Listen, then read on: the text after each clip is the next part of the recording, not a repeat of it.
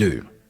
En tant que pasteur, comme je vois que tu es, tu sais que l'apôtre Paul, lorsqu'on parle de le pastorat, en réalité, c'est celui qui conserve la subsistance de la saine doctrine, la doctrine. Donc c'est celui qui est dans cette position. Puisque le peuple se nourrit du lait. Un enfant qui commence en Jésus boit du lait. Mais il n'a pas l'expérience de la parole de Dieu. Voilà pourquoi Paul dit dans Hébreux chapitre 5, verset 11, « Celui qui est au lait n'a pas l'expérience de la parole de justice, car il est un enfant. La nourriture, celui est pour les hommes faits, pour ceux dont le jugement est exercé par l'usage, à discerner ce qui est bien et ce qui est mal, le mensonge et la vérité. » L'apôtre Paul chemine dans 1 Corinthiens chapitre 15, 1 Corinthiens chapitre 2 verset 15, « Ainsi donc frères », on descend, « Ainsi donc frères », il dit l'homme animal, donc l'homme intellectuel. L'homme animal ne comprend pas les choses de l'Esprit de Dieu car elles sont une folie pour lui. Il ne peut les comprendre parce que c'est spirituellement qu'on en juge. L'homme spirituel, au contraire, juge de tout et n'est lui-même jugé par personne. Car qui a connu la pensée du Seigneur pour l'instruire? Or, nous avons la pensée de Christ. En d'autres termes, les choses de la prophétie, les choses de l'esprit sont jugées par l'esprit. Nous employons un langage spirituel pour les choses spirituelles. Alors, c'est ce qui va être fait dans Daniel 8. Nous lisons. La 3e année du règne du roi Belshazzar, moi Daniel j'eus une vision. Donc nous sommes dans les choses célestes. Nous ne sommes pas dans les choses de la terre. Outre celle que j'avais eue précédemment, lorsque j'eus cette vision,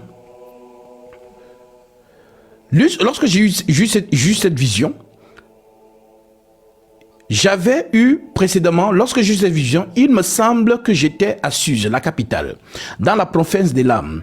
Et pendant ma vision, je me trouvais près du fleuve du Laï.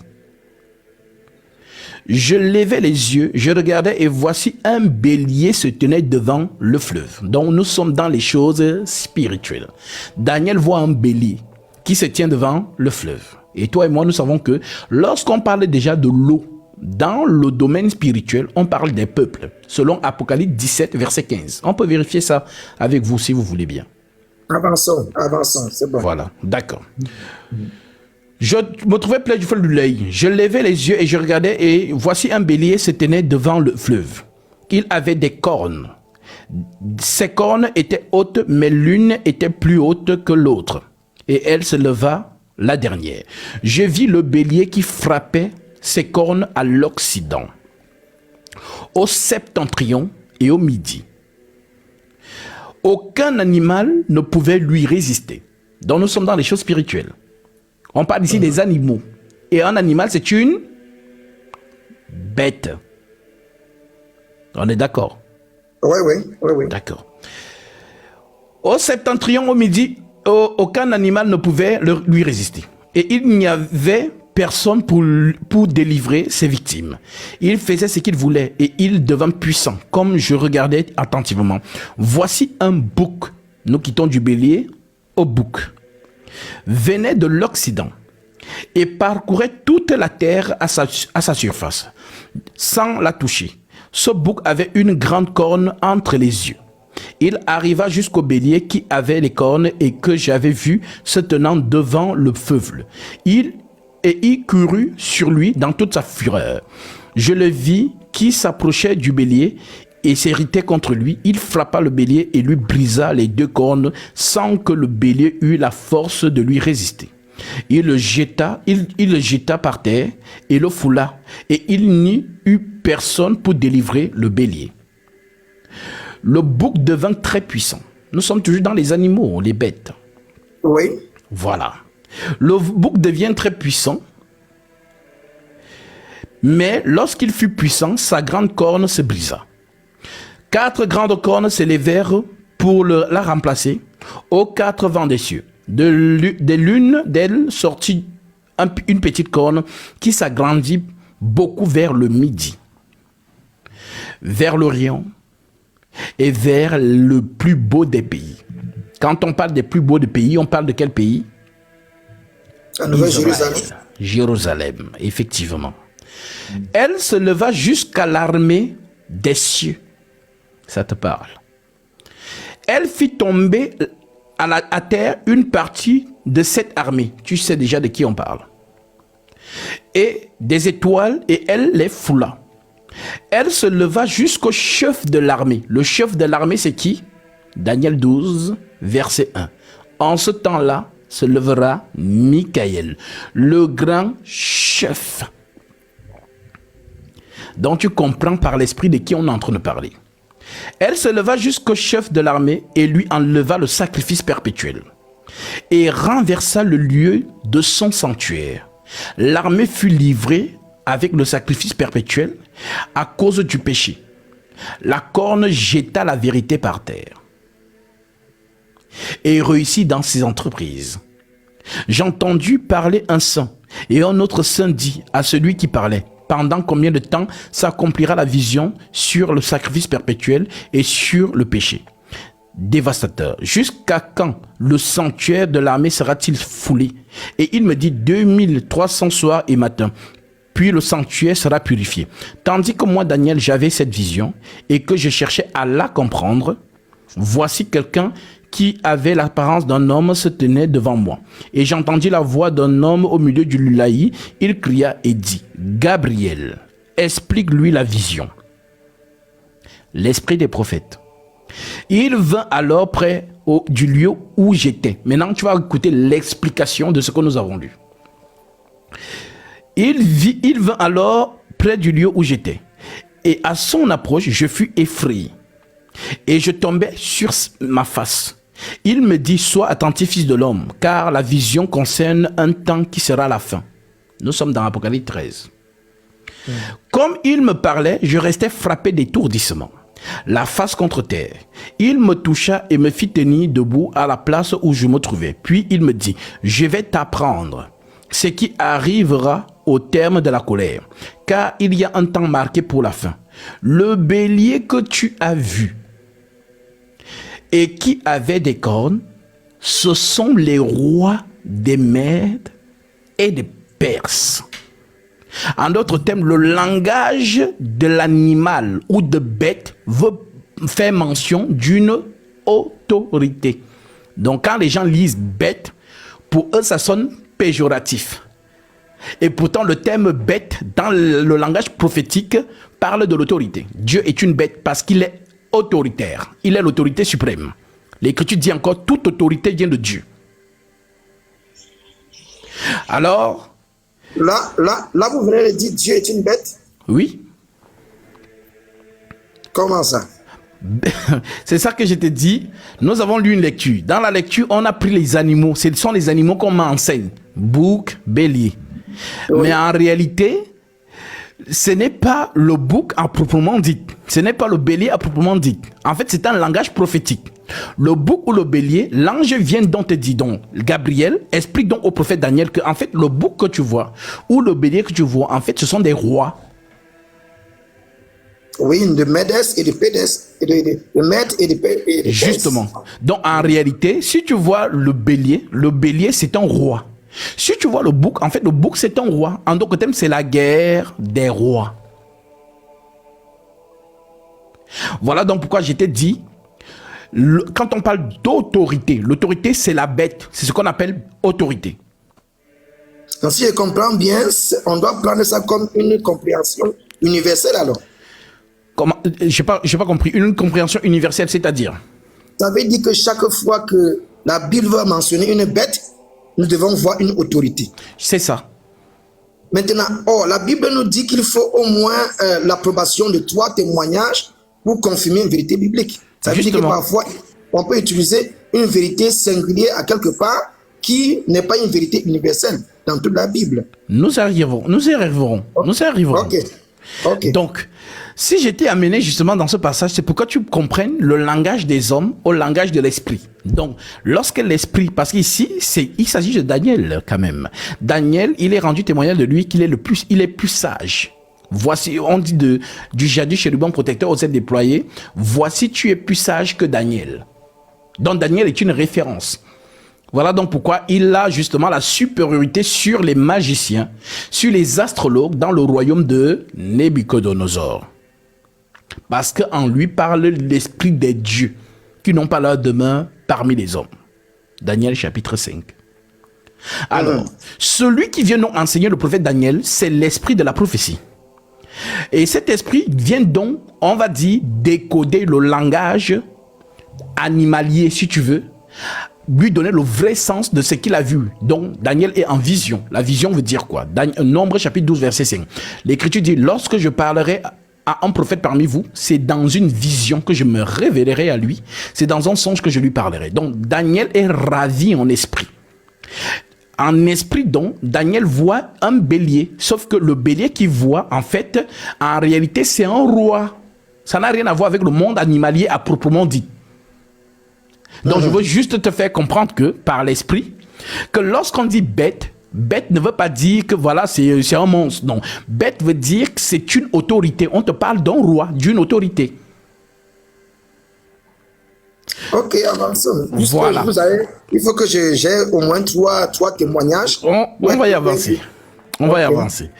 Donc, si on a donc compris que le bouc, tel que l'esprit explique, le bélier que tu as vu et qui avait des cornes, ce sont les rois des Mèdes et de Perse. Le bouc, c'est le roi de Javan. Javan, c'est le royaume de la Grèce antique. Je pense que tu dois connaître Daniel chapitre 2, où Daniel, Nabuchodonosor, a vu 3 métaux, or, argent, bronze et fer. C'est toujours le langage spirituel. Le bronze, donc c'est-à-dire l'or, on part du plus luxueux au moins luxueux. Donc l'or, on dit que c'est Babylone. En autre terme, l'or c'est qui?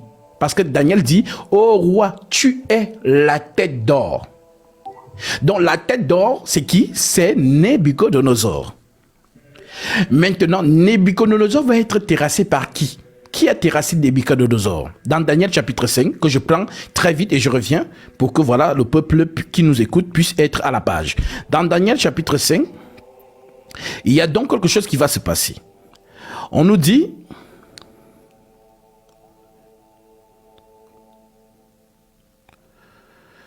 au verset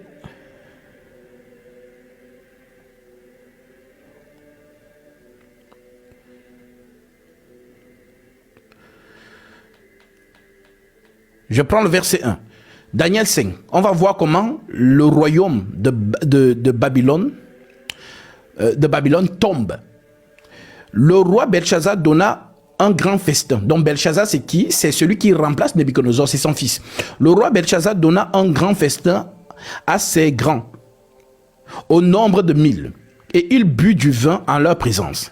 Belshazzar, quand il eut goûté du vin, fit apporter les vases d'or, d'argent que son père Nabuchodonosor avait enlevés du temple de Jérusalem, afin que le roi et ses grands, ses femmes et ses concubines s'en servissent pour boire.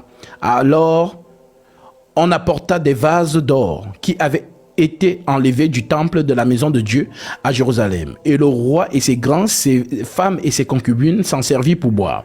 Ils burent du vin et ils louèrent des dieux d'or, d'argent, d'argent, de fer, de bois et de pierre. En ce moment, une apparut des doigts d'une main d'homme, et il écrivit en face du chandelier, sur la chaude de la muraille du palais royal. Le roi vit cette extrémité de main qui écrivait. Alors le roi changea de couleur et ses pensées furent troublées.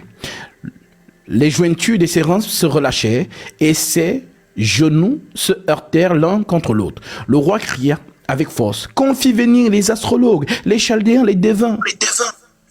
Pourquoi? Parce que le roi voit une main qui apparaît, un peu comme toi et moi, nous sommes là. Tu vois une main qui apparaît sur mon mur et qui écrit. Et lorsque le roi voit ça, il est stupéfait, il est dans l'épouvante, il a peur. Alors, son réflexe, c'est quoi? C'est de faire venir les hommes spirituels, les devins, les astrologues, pour qu'on lui explique ce que la main a écrit.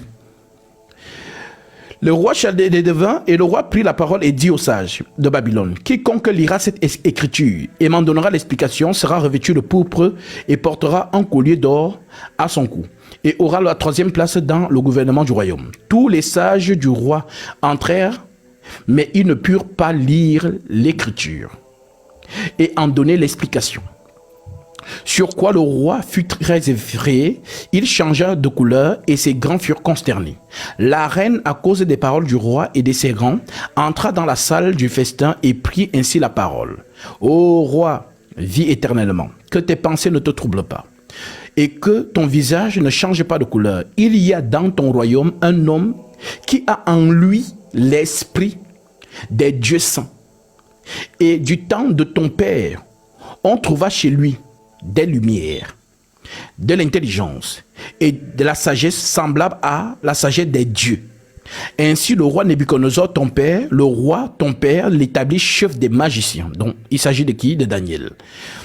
Des astrologues, des chaldéens et des devins. Pourquoi il est chef? Parce que sa sagesse surpasse celle des devins. Parce qu'on trouva chez lui, chez Daniel, nommé par le roi Belshazzar, un esprit supérieur, le Saint-Esprit.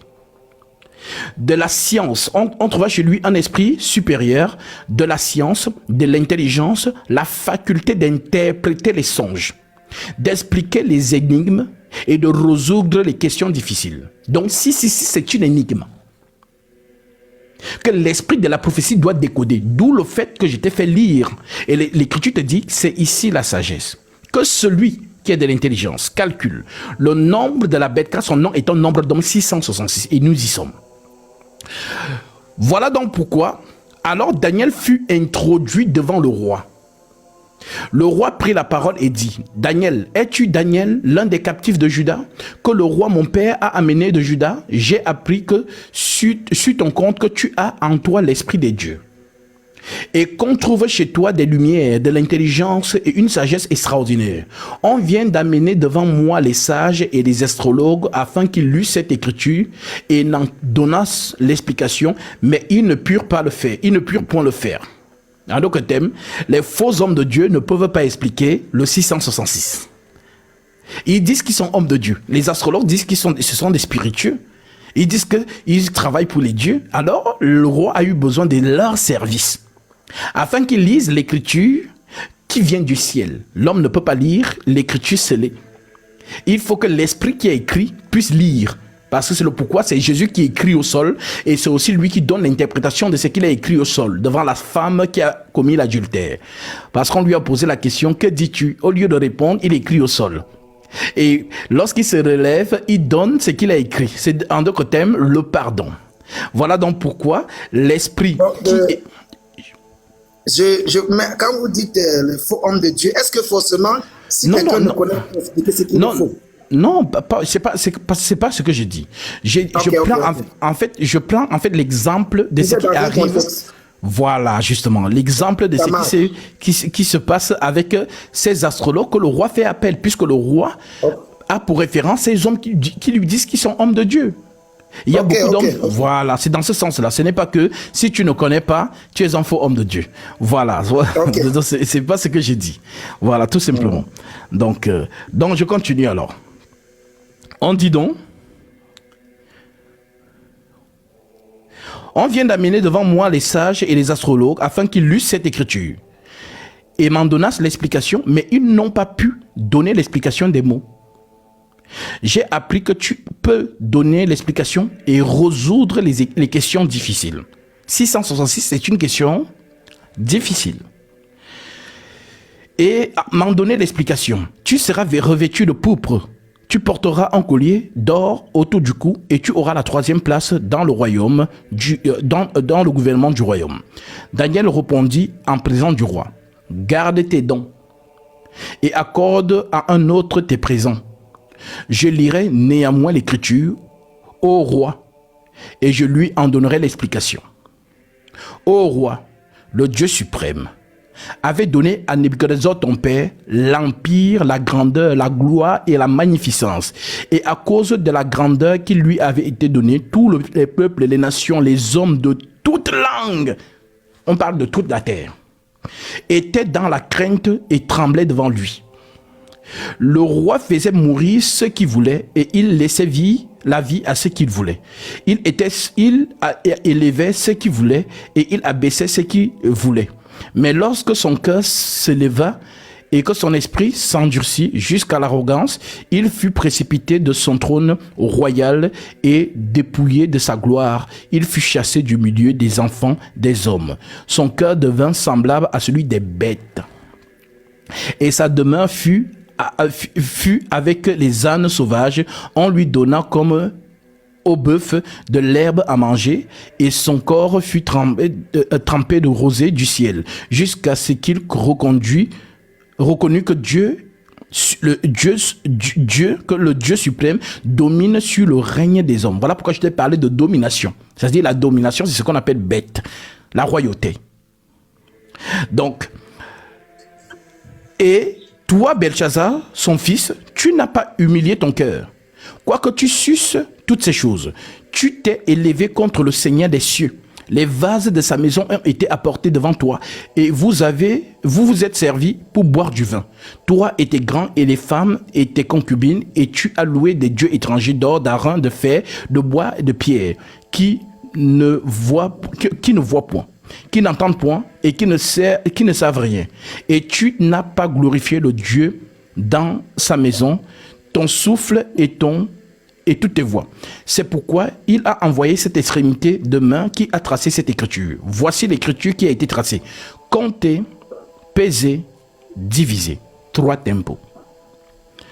Et voici l'explication de ces mots. Compter, Dieu a compté ton règne. Et a mis fin. La fin de l'or, la fin du royaume de Babylone, qui va céder son pouvoir au royaume d'argent, en d'autres termes, le royaume médo-perse. Voilà pourquoi on dit que toute autorité vient de Dieu. Donc si Pharaon règne en Égypte, c'est Dieu qui lui a donné ça. Donc, tu as été pesé dans ta balance et tu as été trouvé léger. Divisé, ton royaume sera divisé et donné aux Mèdes et aux Perses. Aussitôt Belchazzar donna des ordres et l'on revêtit Daniel de pourpre. Et on lui mit au cou un collier d'or et on publia qu'il aura la 3e place dans le gouvernement du royaume. Cette même nuit, dès qu'il finit de prophétiser, cette même nuit, Belchazzar, roi des Chaldéens, fut tué. Et Darius, le Mède, s'empara du royaume étant âgé de 62 ans. En d'autres termes, Babylone, l'or, est remplacé par autorité, par l'argent. Maintenant, qui va terrasser l'argent? Parce que Babylone est représenté par un ours. Le royaume de Médo-Perse est représenté, Babylone est représenté par un lion ailé. Le royaume Médo-Perse, dont l'argent est représenté par un ours. Et le 3e royaume, dont le bouc dont on parle dans Daniel chapitre 8, le royaume de Javan. Ce royaume dont... Oui. Vous permettez que je revienne au verset 21? Vas-y. Ok, puisque le verset 21 dit, il fut chassé du milieu des enfants des hommes, son cœur devient semblable à celui des bêtes. Oui. Et sa demeure fut avec des ânes sauvages. Oui. On lui donna comme au bœuf de l'herbe à manger, et son corps fut trempé dans de la rosée du ciel, jusqu'à ce qu'il reconnut que le Dieu suprême domine sur le règne des hommes. Exactement. Et qu'il le donne à qui il plaît. Oui. Maintenant, ici, le verset 21 nous montre que son cœur est devenu semblable à celui des bêtes, dans le sens où il devait être déchu de sa fonction. Non. Le Nabuchodonosor, c'est un homme. Et l'homme, justement, qui a méprisé Dieu à cause de tout ce que Dieu lui a donné, il s'est vu suprême. Dieu le réduit donc au règne animalier. Il y a cette histoire où on dit que ses mains ont eu des ongles. Et il a commencé à... Voilà. Il a joué en brousse avant de revenir. Justement. Donc, voilà, là maintenant je voulais revenir, là où vous nous avez fait comprendre tout à l'heure que la bête est le symbole de l'autorité. Maintenant ici, la bête est utilisée comme un symbole vraiment animalier, si je peux le dire. Ah, justement, mais dans notre français de tous les jours, quand on dit bête, on fait référence à quoi? Aux animaux. Voilà. Donc maintenant, dans le langage prophétique tel que je t'ai donné dans Daniel 8, lorsqu'on parle du bouc, le bouc est une bête, oui ou non? Oui. Le bélier est une bête, oui ou non? Oui, oui. Le lion est une bête, oui ou non? Oui, oui. L'agneau est une bête, oui ou non? Oui, oui. Donc, que tu comprennes donc que dans Daniel 8, ce que l'Esprit explique à Daniel le prophète, c'est que le bélier ou le bouc qu'il a vu, ce sont des rois.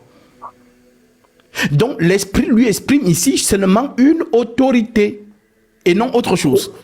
Et c'est justement pour ça que j'ai posé la question que est-ce que nous devons tirer cela comme une vérité universelle? C'est-à-dire à chaque fois que nous voyons l'expression ou bien le mot bête, est-ce que nous devons voir dans notre pensée forcément une autorité? Est-ce que ça ne signifie pas chaque chose selon son contexte? Mais non. Par exemple, je te prends un exemple tout court. Tu sais que l'apôtre Paul, dans ses épîtres, lorsqu'il parle de loi, à chaque fois que tu vas entendre loi, si tu ne sais pas différencier, lorsqu'il parle de la loi qui est la Torah, ou la loi qui est la chair, dès que tu vas voir loi, tu vas tout mélanger. Pourtant, ça ne parle pas de la même chose. Donc, il y a des expressions où Paul dit la loi de l'esprit de vie. Il parle ici de la foi. Et la loi de la condamnation, il parle ici de la loi de Moïse. Et donc, si je prends par exemple Jean chapitre 8, on voit donc l'exercice de ces deux lois. C'est-à-dire, la loi de la condamnation, c'est ce que les enfants d'Israël disent à Jésus. Moïse nous a dit de lapider de telle femme. Toi, que dis-tu? Cette loi, on la retrouve dans Lévitique chapitre 20, verset 10. Donc, la loi de la condamnation. Donc, tu as transgressé, on te condamne, tu meurs. Maintenant, c'est-à-dire, l'homme vers qui sont venus, l'homme va exercer la loi de la liberté, la loi du pardon. Voilà donc pourquoi Jésus va aussi dire à ces personnes que celui qui n'a pas encore péché jette la première pierre. Et ils se sont retirés. Et Jésus dit à la femme que, est-ce qu'on t'a condamné? La femme dit non. Il dit donc, moi non plus je ne te condamne pas.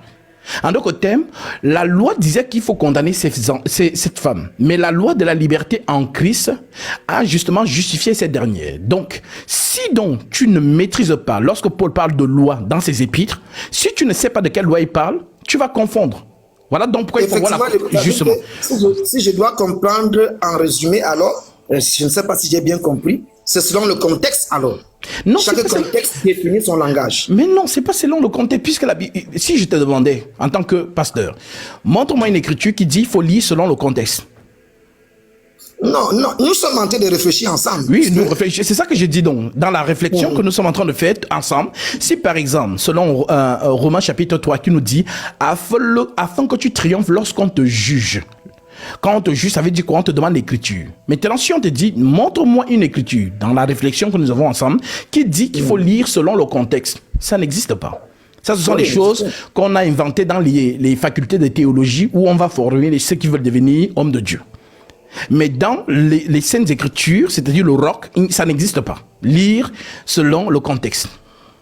Voilà donc pourquoi... Moi, je l'ai dit parce que ici au verset 21, le mot bête a été utilisé vraiment pas pour exprimer une autorité. Mais justement... Oui. Je ne sais pas si ce que je dis a un sens.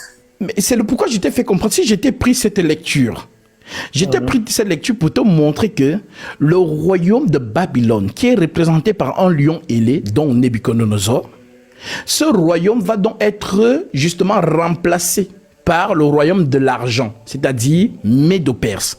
Voilà donc pourquoi dans le récit de Daniel, Daniel rappelle que celui qui régnait sur toute la terre, c'était Nebuchadnezzar. Mais à cause de son orgueil, Dieu l'a déchu et l'a fait devenir comme un animal. C'est-à-dire, ce n'est pas, justement, ce n'est pas prenant ça, on va commencer à dire que, comme il est devenu animal, ça veut dire que c'est l'animal dont on parle dans Apocalypse chapitre 13. Mais non! Là, ça fait référence encore au contexte. Il faut comprendre alors selon le contexte. Mais non. En langage simple. Peut-être moi, je comprends mal. Mais non, non, c'est pourquoi j'étais donc fait comprendre que dans Daniel 8, l'interprétation que Gabriel donne à Daniel concernant le bouc et le bélier, tu as compris ça? Oui, j'ai compris ça. Donc, puisqu'il a donné lui-même l'interprétation. Voilà, donc le bouc, c'est le pourquoi je t'ai parlé du langage prophétique. L'apôtre, et je t'ai même cité l'écriture 1 Corinthiens chapitre 2. L'homme animal ne comprend pas les choses de l'esprit, car elles sont une folie pour lui. Pourquoi? Parce que nous employons un langage spirituel pour les choses spirituelles. Donc, les choses spirituelles ne se jugent pas par la lettre. Les choses spirituelles se jugent par l'esprit. Voilà pourquoi on dit nous employons un langage spirituel pour les choses spirituelles. Mais l'homme animal, l'homme intellectuel, l'homme qui veut raisonner, l'homme intellectuel ne comprend pas les choses de l'esprit car elles sont une folie pour lui. Il ne peut les comprendre parce que c'est spirituellement qu'on en juge l'homme spirituel. Si toi et moi, nous sommes des hommes spirituels, l'homme spirituel donc juge de tout et n'est lui-même jugé par personne, car qui a connu la pensée du Seigneur pour l'instruire. Or nous avons la pensée de Christ. Alors c'est quoi la pensée de Christ justement?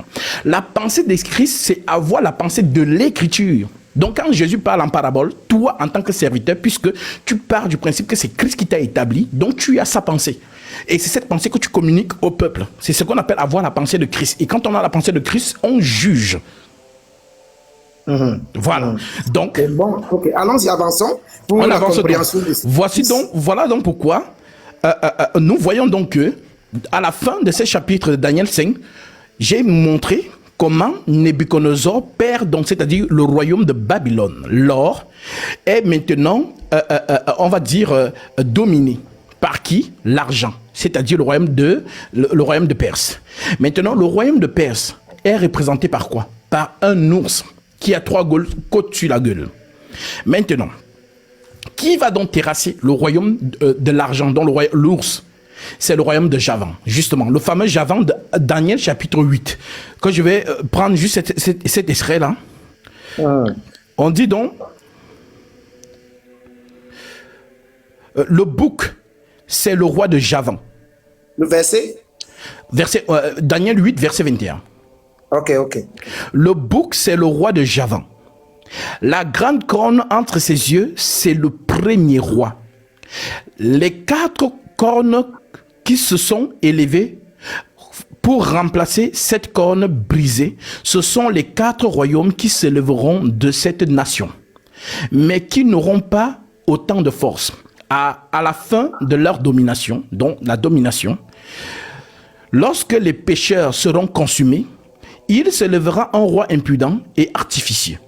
Sa puissance s'accroîtra, mais non par sa propre force. Il fera d'incroyables ravages. Il réussira dans ses entreprises. Il détruira les puissants et les peuples des saints. À cause de sa prospérité et du succès de ses ruses, il aura de l'arrogance dans le cœur. Il fera périr beaucoup d'hommes qui vivaient paisiblement et il s'élèvera contre le chef des chefs. Et nous savons que le chef des chefs, c'est l'archange Michael, selon l'écriture toujours. Mais il sera brisé sans l'effort d'aucune main, comme la pierre. Comme l'écriture dit, toujours dans Daniel, la pierre que tu as vue se détacher de la montagne sans le secours d'aucune main. C'est Jésus-Christ. Donc cette pierre qui vient terrasser le royaume de ce roi-là. Maintenant, et la vision des soirs et des matins dont il s'agit est véritable. Pour toi, tiens secrète cette vision, car elle se rapporte à des temps éloignés. Mais moi, Daniel, je fus plusieurs jours languissant et malade. Puis je me levais et je m'occupais des affaires du roi. J'étais étonné des visions et personne n'en eut connaissance. En d'autres termes, Daniel voit exactement Apocalypse 13.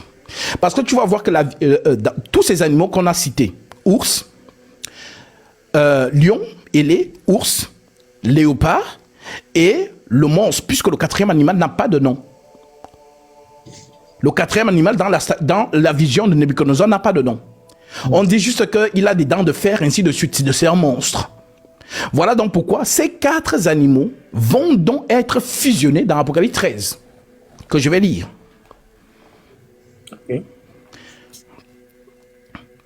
Apocalypse 13, verset 1. L'Écriture dit, « Puis je vis monter de la mer. » La mer, ce sont les peuples.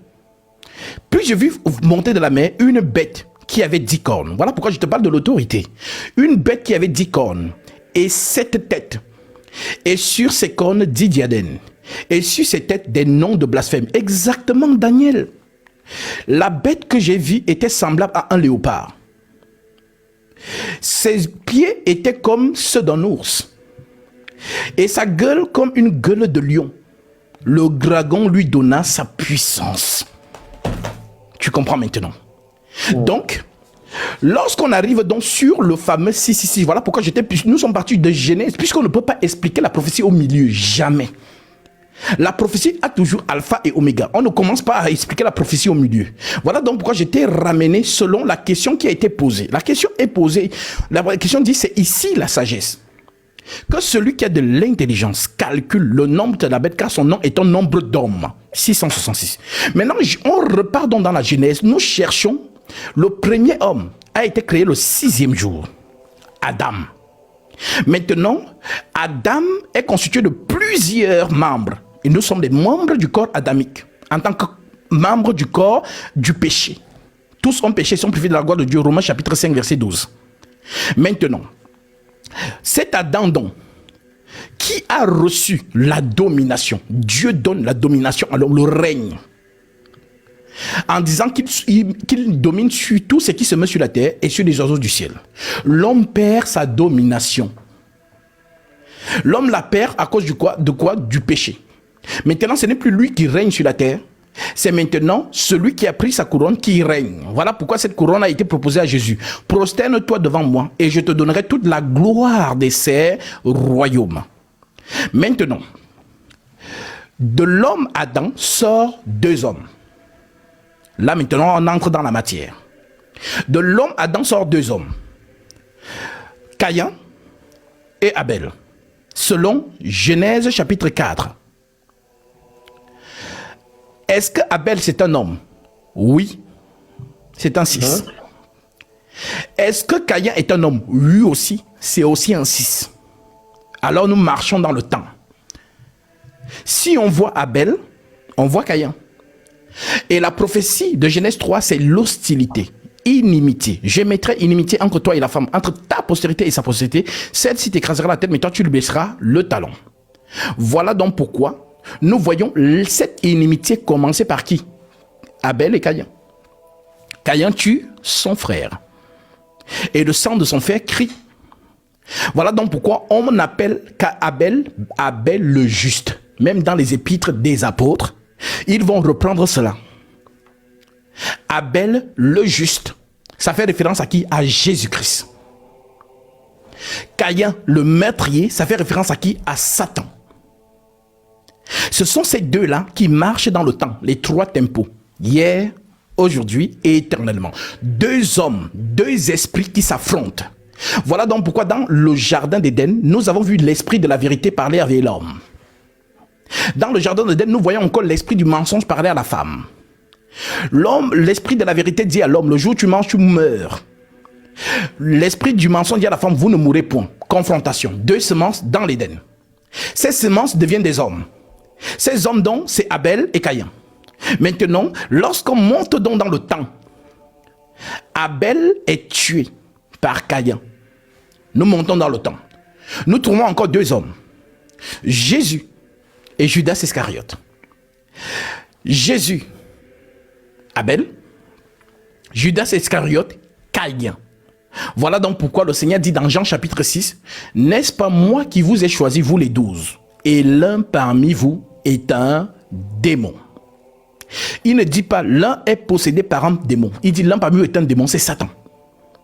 Voilà donc pourquoi le tabernacle, donc 2 mystères. Le mystère de la piété, l'esprit devenu homme, Jésus, et le mystère de l'iniquité, Caïn. Voilà donc pourquoi Dieu ne pardonne pas les fils de l'iniquité. Caïn s'est repenti, est allé, manifester, j'ai versé le sang innocent, mais il n'a jamais été pardonné. Voilà donc pourquoi Caïn tue Abel, Judas Iscariote tue Jésus, trahit Jésus. Et nous montons dans le temps. On a tué Abel, on a tué Jésus. Maintenant, qui doit les venger? Celui qui les venge, c'est donc la terreur du dragon, puisque il y a deux côtés. Abel, Jésus, Michael, Caïn, Judas Iscariote, le dragon. Donc à la fin, on retrouve les guerriers, ceux qui vont nous combattre. Donc si on ne comprend pas ces choses, on ne peut jamais comprendre la bataille d'Armageddon. Ce sont les deux postérités qui vont s'affronter. Voilà donc pourquoi, avant que le Seigneur ne vienne prendre les règnes de la terre, il faut que Caïn domine. En d'autres termes, le dragon doit dominer. Il doit venir trouver le dragon. Et je donne l'écriture. Ok. 2 Thessaloniciens, chapitre 2, verset 1. Pour ce qui concerne l'avènement de notre Seigneur Jésus-Christ et notre réunion avec lui, nous vous prions, frères, de ne pas vous laisser facilement ébranler dans votre bon sens et de ne pas vous laisser troubler soit par quelques paroles, soit par quelque inspiration, soit par quelques paroles qu'on dirait venir de nous, comme si le jour du Seigneur était déjà là. Que personne ne vous séduise d'aucune manière, car il faut que l'apostasie soit arrivée auparavant et qu'on ait vu paraître l'homme du péché, le fils de la perdition, l'adversaire qui s'élève au-dessus de tout ce qu'on appelle Dieu ou de ce qu'on adore, jusqu'à s'asseoir dans le temple de Dieu, se proclamant lui-même Dieu, le règne. L'Antichrist règne sur le peuple de Dieu, parce que le temple, c'est pas une maison, le temple, c'est Israël. Jusqu'à s'asseoir dans le temple de Dieu, se proclamant lui-même Dieu. Ne vous souvenez-vous pas que je vous disais ces choses lorsque j'étais encore chez vous? Et maintenant vous savez ce qui le retient, afin qu'il ne paraisse qu'en son temps. Car le mystère de l'iniquité agit déjà. Il faut seulement que celui qui le retient encore ait disparu. Et alors paraîtra le Seigneur, la pierre, Jésus, le Seigneur Jésus, détruira par le souffle de sa bouche et qu'il anéantira par l'éclat de son avènement. En d'autres termes, mon frère, lorsqu'on parle donc de la marque de la bête, une marque d'abord c'est quoi? La marque c'est le sceau de Dieu. La marque c'est la parole. Selon quelle écriture? 2 Timothée 2,19. Néanmoins, le solide fondement de Dieu reste debout avec ses paroles qui lui servent de sceau. Le Seigneur connaît ce qui lui appartient et quiconque prononce le nom du Seigneur, qu'il s'éloigne de l'iniquité. Donc, le sceau de Dieu, c'est sa parole. Donc, quiconque garde la parole de Dieu fidèlement a le sceau de Dieu, la vérité. Maintenant, le sceau du menteur, c'est aussi sa parole. Quiconque contredit l'écriture a le sceau de l'autre. Voilà donc pourquoi Jésus parle d'iniquité. Matthieu chapitre 7, verset 21. Plusieurs me diront en ce jour-là, Seigneur, Seigneur, n'avons-nous pas chassé des démons en ton nom, n'avons-nous pas prophétisé en ton nom, n'avons-nous pas fait des miracles en ton nom? Je leur dirai ouvertement, je ne vous ai jamais connu. Retirez-vous de moi, vous qui commettez l'iniquité. C'est pourquoi quiconque entend ces paroles que je dis et les met en pratique sera semblable à un homme prudent qui a bâti sa maison sur le roc. En d'autres termes, ces gens qui ont chassé les démons, ces gens qui ont prophétisé au nom du Seigneur Jésus-Christ, ces gens qui ont fait des miracles au nom du Seigneur Jésus-Christ, qu'est-ce que Jésus les reproche? L'iniquité. L'iniquité, c'est donc quoi? C'est la rébellion contre la parole de Dieu. Si l'écriture dit une chose et toi tu as dit le contraire, c'est l'iniquité. Voilà donc pourquoi les gens sont là en 2024 en train d'attendre une marque de la bête imaginaire. Pourtant la marque de la bête sévit déjà depuis le jardin d'Éden, puisque Dieu a donné sa marque à l'homme, la vérité. Le jour où tu mangeras, tu mourras. Et Satan a donné sa marque à la femme. Le jour où vous ne mourrez point. C'est ça dans la confrontation. La femme a accepté ce que le serpent lui a dit, a donné à son homme, et le péché est entré dans le monde. Voilà donc pourquoi aujourd'hui aussi le sceau de Dieu est marqué, c'est-à-dire la parole de l'évangile, la sainte doctrine. Quiconque reste fidèle à l'enseignement des apôtres, ils n'ont pas cessé de nous dire ça dans leurs lettres, notamment dans 2 Thessaloniciens 2,15. Et ainsi donc, frères, demeurez fermes et retenez les instructions que vous avez reçues, soit par notre parole, soit par notre lettre. Donc, les lettres apostoliques, l'enseignement du Saint-Esprit, c'est le sceau de Dieu. Quiconque garde fidèlement la parole a le sceau de l'Esprit. Maintenant, ceux qui contredisent l'écriture, comme nous le voyons aujourd'hui, et Paul l'a prophétisé, car il viendra un temps où les hommes ne supporteront pas la sainte doctrine, mais ayant la démangeaison d'entendre des choses agréables, ils se donneront une foule de docteurs selon leurs propres désirs, détourneront l'oreille de la vérité et se tourneront vers les fables. 2 Corinthiens chapitre 11. Oh, si vous pouviez supporter de ma part un peu de folie, mais vous me supportez. Car je suis jaloux de vous, d'une jalousie de Dieu, parce que je vous ai fiancé à Christ pour vous, parce que je vous ai fiancé à un seul époux pour vous présenter à Christ comme une vierge pure. Toutefois, de même que le serpent séduisit Ève par sa ruse, le mensonge, je crains que vos pensées ne se corrompent et ne se détournent de la simplicité à l'égard de Christ. Car si quelqu'un vient vous prêcher un autre Jésus, un autre sceau, une autre parole, si quelqu'un vient vous prêcher un autre Jésus que celui que nous vous avons prêché, ou si vous recevez un autre esprit que celui que vous avez reçu, ou un autre évangile que celui que vous avez embrassé, vous le supportez fort bien. Versets 11 à 12. J'agis et j'agirai de la sorte pour ôter ce prétexte à ceux qui cherchent un prétexte, afin qu'ils soient trouvés tels que nous dans les choses dont ils se glorifient. Ces hommes-là, ce sont des faux apôtres, des ouvriers trompeurs, déguisés en apôtres de Christ, et cela n'est pas étonnant puisque Satan lui-même se déguise en ange de lumière. Il n'est donc pas étrange que ces ministres aussi se déguisent en ministres de justice. Leur fin sera selon leurs œuvres. En d'autres termes, nous sommes en train de marquer, il y a deux camps. S'il y a un fils de Dieu, il y a un fils de la perdition. S'il y a un prince de la vie, il y a le prince de ce monde, comme Jésus lui-même l'appelle, Jean chapitre 14. Le prince de ce monde vient, en d'autres termes, Satan. Donc, lorsque vous comprenez donc cette écriture, la marque de la bête, la marque, c'est la parole. La bête, c'est l'autorité. Maintenant, il y en a deux. Voilà donc pourquoi, si vous voyez 6, tout ce qui est dans les Écritures appartient d'abord à Jésus avant d'être perverti par le Satan. Donc, lorsqu'on ne connaît donc pas, on va donc justement, c'est-à-dire combattre contre la vérité, pensant être dans la vérité. Voilà pourquoi mon peuple périt, parce qu'il lui manque la connaissance. Donc, mon frère, lorsque tu vois donc 666, on te parle de 3 temps, 3 hommes. Que celui qui a de l'intelligence calcule le nombre de la bête, car son nom est au nombre d'hommes 666. En d'autres termes, 2 hommes vont s'affronter, et ils s'affrontent depuis le commencement. Abel, Caïn, Jésus, Judas Iscariote, et nous attendons qui? Michael et le dragon. C'est eux qui vont combattre. Il y a eu guerre dans le ciel. Michael et ses anges combattirent contre le dragon. Le dragon et ses anges combattirent aussi, mais ils ne furent point les plus forts. Alors oui, vous êtes derrière qui? Derrière l'archange Michael ou derrière le dragon? C'est des armées. Donc voilà donc l'explication du 666, tout simplement. Ok, donc si vous pouvez résumer pour une meilleure compréhension. Alors, simple. Si je dois résumer d'une meilleure compréhension, je dirais que, premièrement, à titre d'exhortation, ce livre est très dangereux. Ce livre est donné à ceux qui ont le don, parce que malheureusement, aujourd'hui, la notion de don n'est plus justement célébrée. Aujourd'hui, les gens courent pour faire la théologie. Parce qu'ils ont compris qu'ils ne sont pas appelés.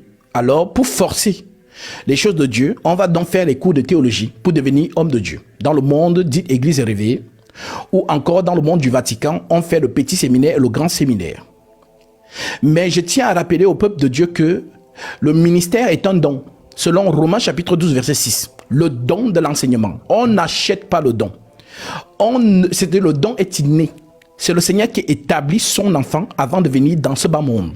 Pour que lorsque l'âge à laquelle le Seigneur avait déterminé, en le mettant dans le ventre de sa mère, que lorsque tu atteindras cet âge, tu commenceras l'œuvre à laquelle je t'envoie.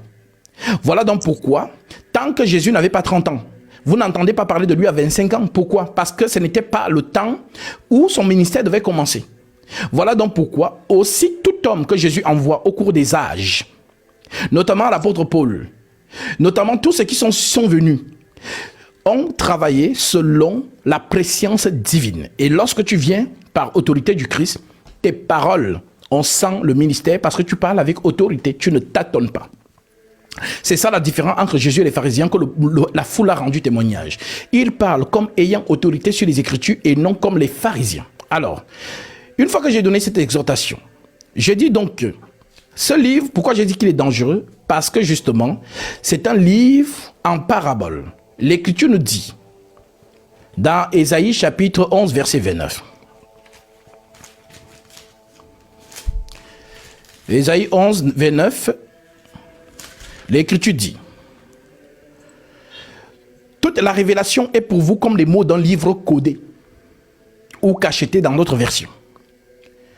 Toute la révélation est pour vous comme les mots d'un livre codé que l'on donne à un homme qui sait lire en disant « lis donc cela ». Et il dit « je ne puis car il est codé ».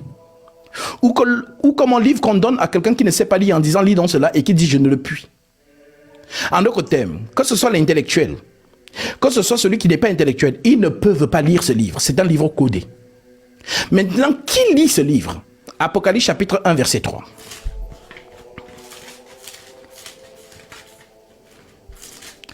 Apocalypse 1, 3 dit, heureux celui qui lit, un seul lit, un seul, et il est heureux. Heureux celui qui lit, et ceux qui entendent la parole de la prophétie, et qui y gardent les choses qui sont écrites, car le temps est proche. Un seul lit, c'est le Saint-Esprit. Et il lit par qui? Par plusieurs. Conformément à Daniel, chapitre 12, verset 4. Toi, Daniel, tiens secrète ces paroles et scelle le livre jusqu'au temps de la fin. Plusieurs alors le liront et la connaissance augmentera. Donc ceux qui lisent par l'Esprit Saint. D'où l'Écriture qui dit c'est poussé par le Saint-Esprit que les hommes ont parlé de la part de Dieu. Alors, lorsque tu es véritablement un vase de l'Éternel, préparé dès avant la fondation du monde, lorsque tu parleras, les hommes ne te comprendront point, mais les esprits vont te comprendre, puisque le ministère, voilà, céleste est donné aux esprits. Je connais mes brebis, elles me connaissent, elles entendent ma voix, elles me suivent. Alors oui, le 666 mentionne ici 2 hommes, et nous les avons vus depuis le jardin d'Éden. La vérité et le mensonge, que Paul va appeler à son langage mystère de la piété, mystère de l'iniquité. Et le Seigneur Jésus lui-même dans Jean 5, 43 va dire, je suis venu au nom de mon Père. Vous ne me recevez pas. Si un autre vient en son propre nom, vous le recevrez. Ce sont des noms. Et le nom de Dieu, c'est la parole. Selon Apocalypse chapitre 19, verset 11. Il avait un nom écrit que personne ne connaît. Et son nom est la parole de Dieu. Alors la parole faite chair, c'est Jésus-Christ. Le mensonge fait chair, c'est Satan. Et de la même manière que Jésus a dispensé la parole sur cette terre, il a annoncé en disant, marchez tant que la lumière est parmi vous. Car viendra un temps où la lumière vous sera retirée et les ténèbres vont s'installer. Chacun son ministère, chacun son temps. Voilà donc pourquoi aujourd'hui, l'esprit de la vérité est en train de marquer du sceau les enfants de Dieu. Maintenant, lorsqu'il part, c'est la fin de la grâce. La grâce est fermée. Et l'ennemi vient donc prendre le monde. Car la prophétie dans Apocalypse 13 dit que toute la terre va l'adorer. Donc, 666, 3 hommes, 3 temps. Abel, Jésus, Michaël. Caïn, Judas Iscariote, le dragon. Voilà le décode. Et voilà l'explication. C'est ici la sagesse. Que celui qui a de l'intelligence calcule le nombre de la bête, car son nom est un nombre d'hommes, 666. C'est la prophétie. Ok. Bon, ce que vous avez, en tout cas, vous êtes cohérent et je vais faire comme les chrétiens de Béret. Oui. Si j'ai encore la grâce de vous voir encore un jour, je pourrais encore mieux comprendre mieux. Amen. C'est tout ce que je peux dire pour le moment. J'irai moi-même m'asseoir et regarder en profondeur, étudier en profondeur. Amen. Je ne sais pas si vous permettez, c'était la question du frère, mais moi j'avais ma part de questions que j'écrivais dans les commentaires. Je ne sais pas si j'ai déjà trop pris du temps, si je dois laisser la plateforme à d'autres ou bien je dois poser ma question. D'accord. Allez-y. Ok, ma question, parce que normalement on était sur le sujet, je vous ai trouvé, c'est vrai que j'ai pris en cours, on parlait des anges. Oui. On parlait des anges et il y a quelqu'un qui est monté, il a pris Hébreux 1 verset 14 qui montrait que Dieu a mis ses anges à notre service. Oui. Et j'ai écouté votre réponse. Oui. Maintenant, moi, dans les commentaires, j'avais donné Matthieu 18, verset 10 que je dois lire. Oui. Il est écrit là-bas, gardez-vous de mépriser un seul de ces petits, car je vous dis que les anges dans les cieux voient continuellement la face de mon Père qui est dans les cieux. Oui. Ici, la Bible nous montre que chaque être humain a minimum un ange Oui. qui l'accompagne.